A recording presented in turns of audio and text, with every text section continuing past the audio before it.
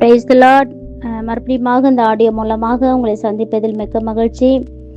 ஒருவேளை நீங்கள் இந்த காலை நேரத்தில் சோர்வோடு கூட நீங்கள் எந்திரிச்சிருப்பீங்க அப்படின்னா, மிகவும் துக்கத்தோடு இந்த நாள் எப்படி கழியுமோ, இந்த நாளில் இருக்கிறதான பிரச்சனைகள் தேவைகள் எப்படி மாறும் என்று சொல்லி நீங்கள் கேள்வியோடு கூட நீங்கள் எழும்பி இருக்கலாம். வேதம் சொல்லுகிறது, மார்க் 11:23, எவனாகிலும் இந்த மலையை பார்த்து நீ பெயர்ந்து சமுத்திரத்தில் தள்ளுண்டு போ என்று சொல்லி தன் சொன்னபடியே நடக்கும் என்று தன் இருதயத்தில் சந்தேகப்படாமல் விசுவாசித்தால் அவன் சொன்னபடியே ஆகும் என்று மெய்யாகவே உங்களுக்கு சொல்லுகிறேன். அருமையான தேவ பிள்ளைகளே, உங்களுடைய இருதயத்துல சந்தேகமான காரியங்கள் எல்லாம் ஒதுக்கி வைத்துவிட்டு தேவன் மேல விசுவாசம் வைத்துக் கொள்ளுங்கள். ஆதியாகமம் 1:26 வாசிக்கும் பொழுது, தேவன் மனுஷனை சிருஷ்டித்த பின்பு பூமி அனைத்தையும் மனுஷன் ஆளும்படியாக ஒரு ஆளுகை தன்மையை கர்த்தர் கொடுத்திருக்கிறார். அந்த உலகத்தில் இருக்கிற எல்லா பிரச்சனைகள் உபத்திரவங்களை ஆளுகை செய்யும்படியாக நமக்கு விரோதமாக வருகிறதான எதிரான சூழ்நிலைகளை நாம் ஆளுகை செய்யும்படியாக கர்த்தர் நமக்கு நல்ல ஒரு